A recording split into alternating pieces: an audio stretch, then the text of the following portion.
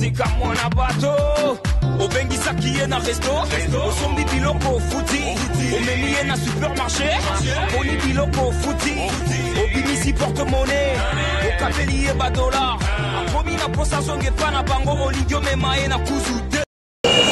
Compatriotes, comme on le dit, comme les politiciens le disent souvent, Trophée Mbonda ya Tchango, c'est une grande corporation de journalistes qui a pour but de notifier tout celui qui est en train d'apporter un plus pour l'avancement de notre pays. C'est vrai, les mérites dans la vie, c'est très important et ça joue un grand rôle. C'est vrai que avoir les trophées, avoir les diplômes dans votre bureau ou dans votre maison, cela signifie que vous avez apporté un peu plus par rapport au métier dont vous êtes responsable. C'est la raison pour laquelle nous avons organisé la 6e édition du trophée Mbonda ya Tchango.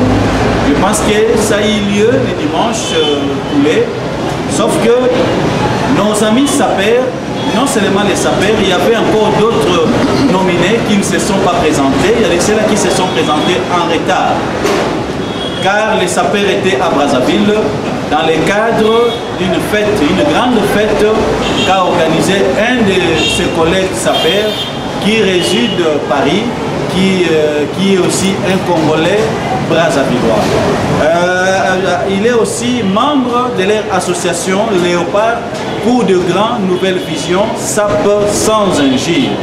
C'est la raison pour laquelle aujourd'hui nous avons profité quand même pour que nous puissions remettre leurs trophées et les diplômes à ces grands sapeurs, à ces grands noms de la SAP congolaise, mais ils ne se trouvent pas ici à Kinshasa, ils sont à Matadi, et puis il y a aussi l'autre qui est du côté de Lubumbashi.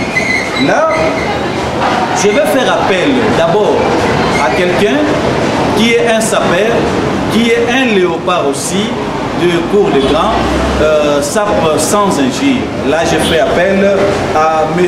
Patrick Lumande. M. Patrick Lumande, il réside Katanga, plus précisément à Kasumbalesa. Il est un grand sapeur de l'autre côté, du côté de l'Est, mais présentement, il est ici à Kinshasa. Il est venu arracher le trophée des Kinois, juste il amène ça à Lubumbashi, il amène ça à Kasumbalesa, pour faire voir à nos amis katangais que la SAP a une digne valeur aussi dans notre pays. Pour faire voir aux Congolais et surtout à nos amis katangais que ce qu'il fait du côté de Katanga, il ne le fait pas par sentiment. Ça a aussi une valeur quelque part. Là, je fais appel, je demanderai à notre ami Patrick Lumande s'il peut venir ici. C'est un grand sapeur, c'est quelqu'un qui représente la sapologie du côté de Katanga. Patrick Lumande, juste dans le cadre, il y a trophée Mbonda ya Tchango, trophée de la décennie. Juste pour remettre le prix Moko Nobel. Prix Nobel aux Ali Bourgeois, ils allaient juste trop significatif. Ils allaient comme on dit que au outil n'a demandé Kinshasa, mais au y quelque part pour arracher diplôme, pour arracher trophée au y sengela qui va ne comme sous bas joie, mais ils ont arraché un mot aux autres nambo kanayo na niveau ya Katanga. Est-ce que d'abord aux ana niveau bamoka pour le rapport na bandeko bazola nayo na niveau ya Congo? Na kuloba kaka Swahili kwa hiyo naza ya Lubumbashi na remercier Léopard de la SAP des grands sans principe na remercier sana kwa kunibeba na ile Valeri Mwadede, capitaine Sisimanto, capitaine Dadimbela, disciplinaire Imombale, un crocodile à l'osi, Weston Bilele, Eli, Boshi Lipasa, Bengina Bakuya, en tout cas, merci à Léopard de la SAP. Donc, nashukuru sana. Merci. En tout cas, merci beaucoup. Voilà, ça c'est le diplôme qu'on va remettre à Patrick Lumande. Il est sapeur, il représente l'est du pays, il est du côté de Katanga, il est venu ici à Kinshasa, mais il va rentrer avec ses diplômes d'honneur que nous allons maintenant lui remettre.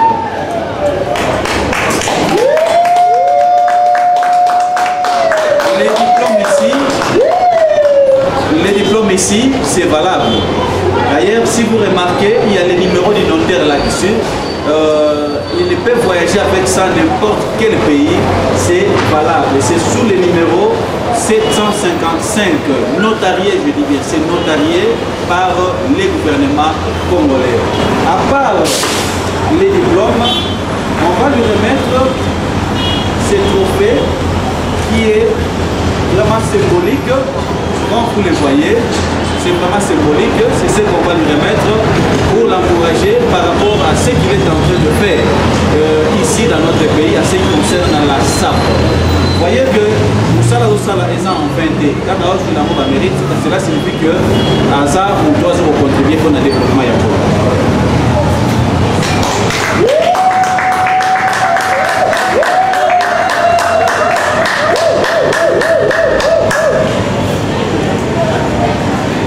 Voilà, là c'était Patrick Lumande, il est en train de signer juste un mot à ce qui concerne notre livre d'or, dire un mot de remerciement par rapport à cette organisation.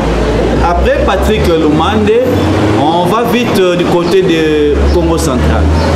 Nos amis du Congo central, ils sont en train de valoriser la SAP. SAP sans injure. Pourquoi SAP sans injure? Je pense qu'on en parlera très prochainement. Du côté de Katanga et du Congo central, nous avons des sapeurs. Ils sont des grands. Mais voilà. J'ai Patrick Lumande de Lubumbashi, en tout cas, je vous rappelle, le vice-gouverneur, avec Patrick Lubumbashi. Trop fallait normalement tu vas l'aéroport où on est arrivé dans l'autre voyage, la contre est aussi donc c'est ça mec. On peut pas lui terminer qui était meilleur que moi. Voyage c'est quoi? Dans le but, faut la se disponibiliser vraiment avant de voyager tout à l'heure dans l'autre là non. Bonne invitation. Moi je peux faire les gars de tout dans ce pays, na mona ka opena banet banini. Donc il y a une chance maintenant pour moi c'est plutôt opena boy en live Merci beaucoup Patrick. Machine pour des grands bonnes les gens évolués qui d'ailleurs quand on soldats à Makas Baza pour na ba pesa dans le parc de la SAP pour des gens mbote et trop les autres continuent tout effectif pour l'équipe d'abord effectif nous avons 45 déjà mais on peut mettre la masse niveau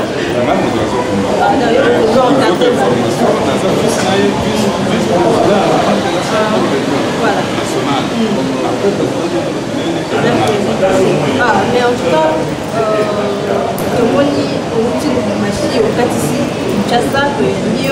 mais on se dit que Kinshasa est petit Brazzaville, c'est l'échange culturel. Mais ça s'est passé comment? Vous pouvez venir là-bas, on est contact avec vous, tu vois, c'est vraiment quelque chose de regard de la SAP, on va bien réduire le niveau à Brazzaville, tout n'est rien.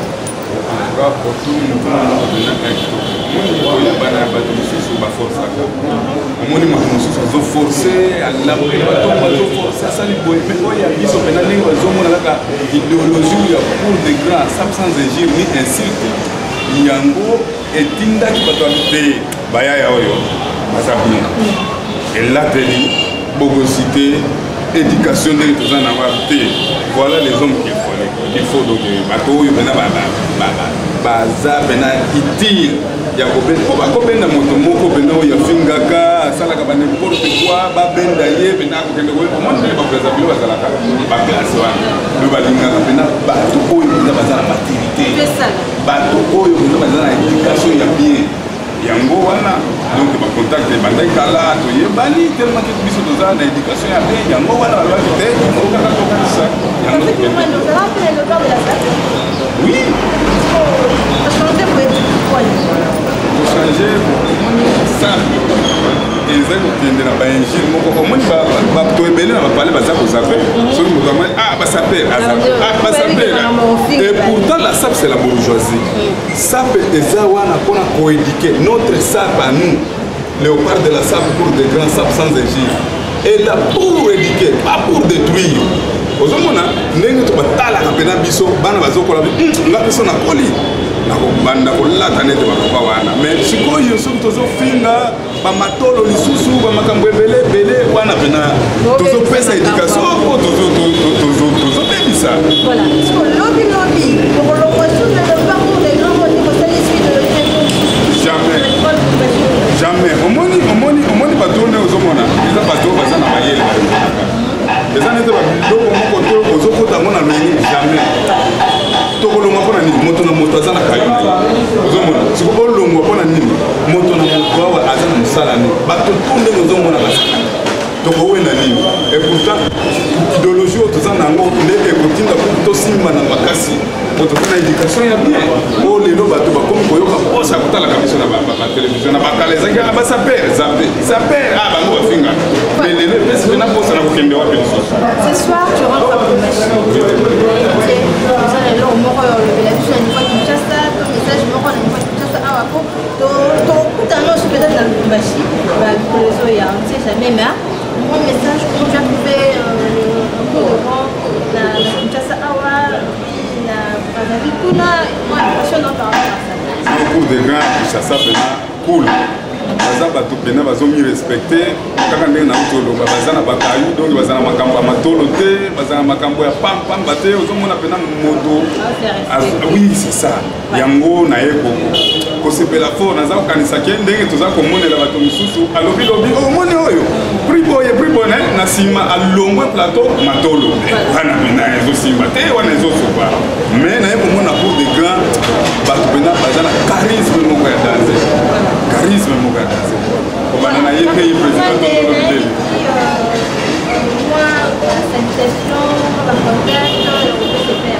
oui nakobanda salutation nanoka oyo na ye mei na lamukia Bianco Demsimbi est la plus belle du monde. Sans oublier petit nana propre Fanfa de Monokai, Gignas Lumande, Mylène Lumande, Charlie Lumande, Mieline Lumande, Donciel Lumande, Christophe Lumande. En tout cas, Filizo de Dalizon n'a pas si on porte il y a Freddy Mikomo de Milouz niveau.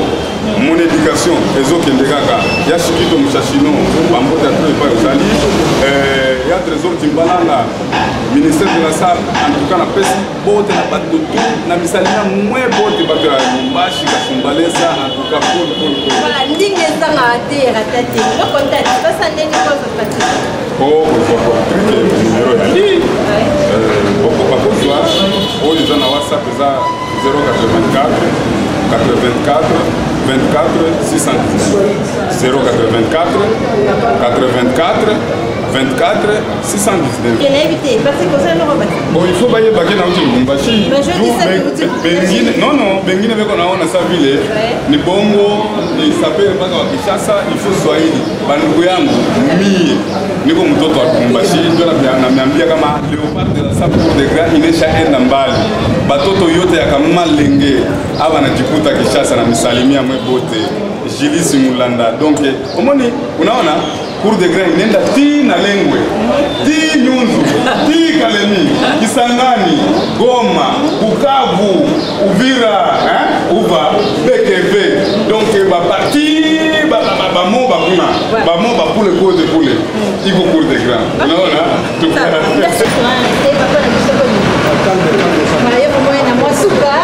problème te ta na uti Lubumbashi ta invitation penda dans Lubumbashi dans na uti Lubumbashi mtoto akatanga donc saper na bino yoyo mtoto wa Lubumbashi oyo anakuya Kamalongo wanta nshini oyo Delphine le bourgeois masolo bilamba eza domaine na biso eza ya makila eza ya libi kumate donc mosala mosusu ezaka pari ya somba mituka batiete balini etikala biso bilamba nde pour de gras batoto ya Lubumbashi banayuwa Kamalongo shite kuna bamakatanga moji makolo ezilikasi partout donc bilele donc choix exact et hakuna ya kusema donc chini mambo ya forme des sortes de Kinshasa et dans la lutte oyeli Kinshasa ni sur invitation yeli bon ngana yebo ezana vice donc on a biso donc Patrick Lumande kolo bilele donc bakesanga invitation keno lokola bakende kopesanga trophée to tokatanga kuya on efile bele kabila baké témoin ndo pale yimi na kuya. Voilà. OK ça. En tout cas, merci pour l'invité contact présentation sur les alliés pour te retrouver pour faire voilà donc kuna kia kusema nini nasema sere boutique masolo de la part de faire mkishasa iko na confirmer mambo ya mangua hakuna kia kusema. Contact 00 Voilà. Merci beaucoup, Nabel Kinshasa. En tout cas, c'était le tour de grand. Voilà, la staff intelligente, son relativité à la place d'ailleurs, les alliés. Sous un de ma fille, à la place d'ailleurs, les alliés. Donc, il y a sur le terrain, à la chambre, au moment là-bas. En tout cas, rien à dire. Bon, merci Beledou. Je vous retrouve déjà très prochainement. Surtout, restez branchés sur Beledou, on TV Babi. Chaîne Moko, hier à la Solo, il y a Léopard de la staff. Après, nous travaillons en collaboration, partenaire direct, notre Freddy des.